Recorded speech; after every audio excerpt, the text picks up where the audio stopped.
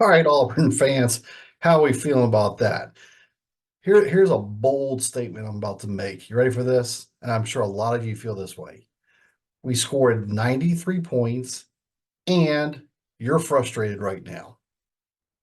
My gut feeling is I'm right. And the reason is, as you already know, the second half final score was LSU 44, Auburn 42. We did not win the second half. And this is the overall, I'm okay. I'm not going to go into some deep rant and tangent. It's going to be a long season. It's going to be a long 18 games. Okay. There's going to be peaks, there's valleys, and nobody is going undefeated in the SEC. And if they are, then they're going to win the national championship or lose in the first round by law of averages are going to catch up with them. I'm with high assurance on that one. Holy cow. Um, so yes, did Auburn have a ginormous lead at one point?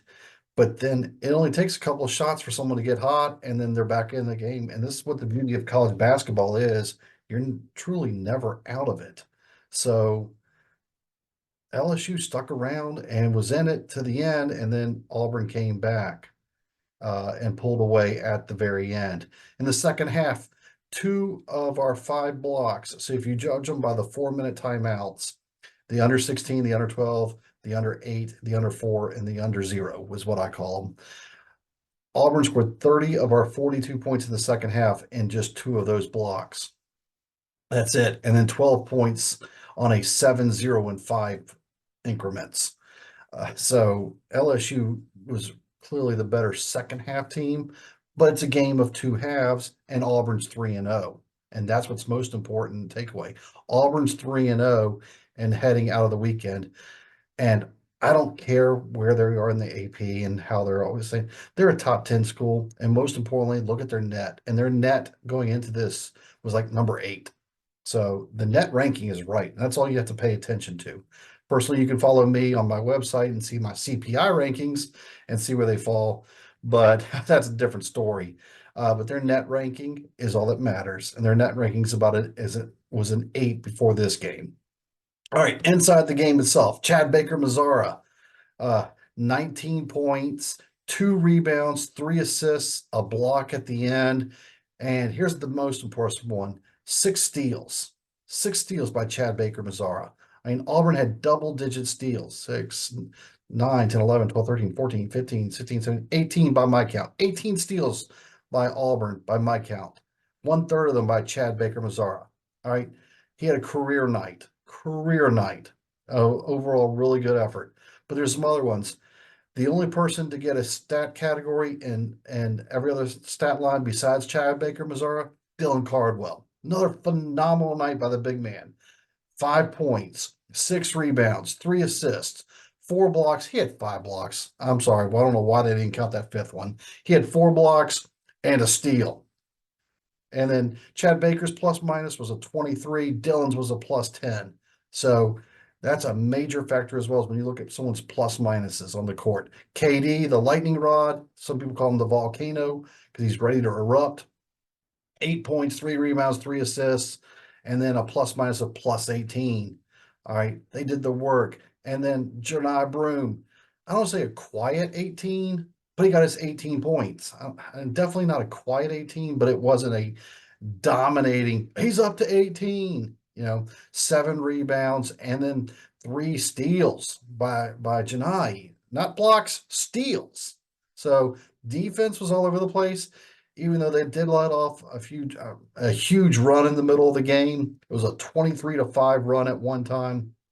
So Auburn's points per possession defensively for the first time in about 8 or 9 games was above the 1.0 line. And normally they're holding people to like 0.7 something, 0.8 something, or 0.9 something.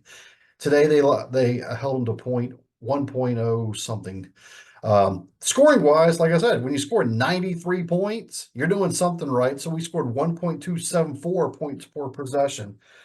And it's a factor. And the factors that I'm look at the most are assists, points per possession offensively, and points per possession defensively.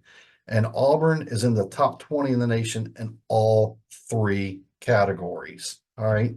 They're quietly doing a lot of things right. The SEC is going to be a grind.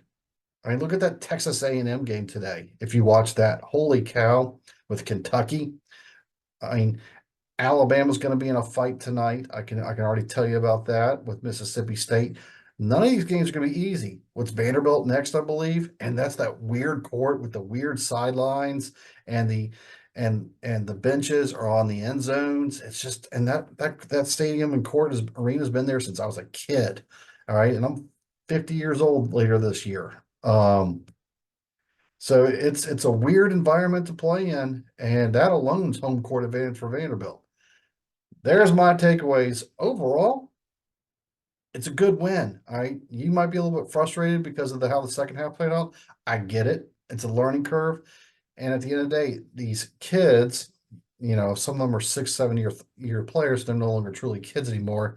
But staying with it for the full 40 minutes on every single game, sometimes, especially when you have such a huge lead, can get away from you. And that's what the beauty of the learning process is. And they'll go to film, they'll go to discussions about it, and you'll see some improvement throughout. Hey, 3-0 in the SEC.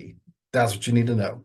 What are your thoughts? Give me a like, hit me a follow back, and share it out to your followers as well. Thanks for watching.